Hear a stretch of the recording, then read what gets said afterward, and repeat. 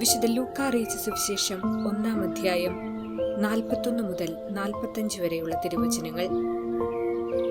മറിയത്തിന്റെ അഭിവാദനം കേട്ടപ്പോൾ എലിസബത്തിന്റെ ഉദരത്തിൽ ശിശു കുതിച്ചു ചാടി. എലിസബത്ത് പരിശുദ്ധാത്മാവ് നിറഞ്ഞവളായി.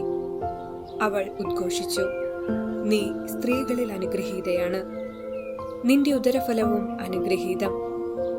എന്റെ കർത്താവിന്റെ അമ്മ എന്റെ അടുത്ത് വരുവാനുള്ള ഈ ഭാഗ്യം എനിക്ക് എവിടെ നിന്നും? ഇതാ, നിന്റെ അഭിവാദന സ്വരം എന്റെ ചെവികളിൽ പതിച്ചപ്പോൾ ശിശു എന്റെ ഉദരത്തിൽ കുതിച്ചു ചാടി. കർത്താവ് അരുൾ ചെയ്ത കാര്യങ്ങൾ നിറവേറുമെന്ന് വിശ്വസിച്ചവൾ ഭാഗ്യവതി. ഓർമ്മിക്കുക, കന്യകാമറിയത്തിന്റെ അമലോത്ഭവ തിരുനാളാണിന്ന്. സർപ്പത്തിന്റെ തല തകർത്തവളും നന്മ നിറഞ്ഞവളുമായ കന്യകാമറിയം ഉത്ഭവ പാപരഹിതയാണെന്നുള്ള വിശ്വാസ സത്യം സാവധാനത്തിലാണ് തിരുസഭയ്ക്ക് തെളിവായത്. ഉത്ഭവ പാപത്തിന്റെ സാർവത്രികതയെ ഊന്നിപ്പറഞ്ഞിരുന്നവർക്ക് അമലോത്ഭവത്തെപ്പറ്റി ചിന്തിക്കാൻ കഴിഞ്ഞിരുന്നില്ല. ശക്തിയായ ഒരു യുക്തി ഫ്രാൻസിസ്കൻ ദൈവശാസ്ത്രജ്ഞനായ ഡൺ സ്കോട്ട്സ് അവതരിപ്പിച്ചു. ദൈവത്തിന് ആരെയും ഉത്ഭവ പാപത്തിൽ നിന്ന് ഒഴിവാക്കാവുന്നതാണ്. കന്യകാമറിയത്തെ പ്രസ്തുത നിയമത്തിൽ നിന്ന് ഒഴിവാക്കുക ഉചിതമായിരുന്നു. അതിനാൽ ഉചിതമായവ ചെയ്യുന്ന ദൈവം മറിയത്തെ അമലോത്ഭവയായി സൃഷ്ടിച്ചു. ഒരു പ്രൊട്ടസ്റ്റന്റ് കവിയായ വേർഡ്സ്വർത്ത് പാപപങ്കിലമായ മനുഷ്യപ്രകൃതിയുടെ ഏകസ്തുതി പാത്രമേ എന്ന് മറിയത്തെ സംബോധന ചെയ്തിരുന്നു.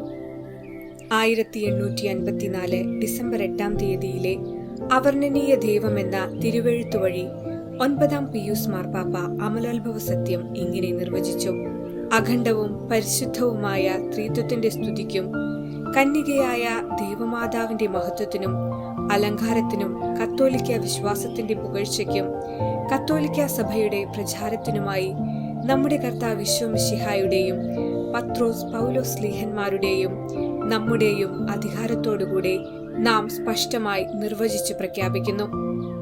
എത്രയും ഭാഗ്യപ്പെട്ട കന്യകാമറിയം ഉത്ഭവത്തിന്റെ പ്രഥമ നിമിഷം മുതൽ മനുഷ്യവംശത്തിന്റെ രക്ഷകനായ ഈശോ മിശിഹായുടെ യോഗ്യതകളെ പ്രതി സർവശക്തനായ ദൈവം നൽകിയ പ്രത്യേക വരത്താലും ആനുകൂല്യത്താലും ഉത്ഭവ പാപത്തിന്റെ സകല മാലിന്യത്തിൽ നിന്നും സംരക്ഷിക്കപ്പെട്ടുവെന്നുള്ളത് ദൈവം വെളിപ്പെടുത്തിയതും അതിനാൽ ഉറച്ചു വിശ്വസിക്കേണ്ടതുമാണ്.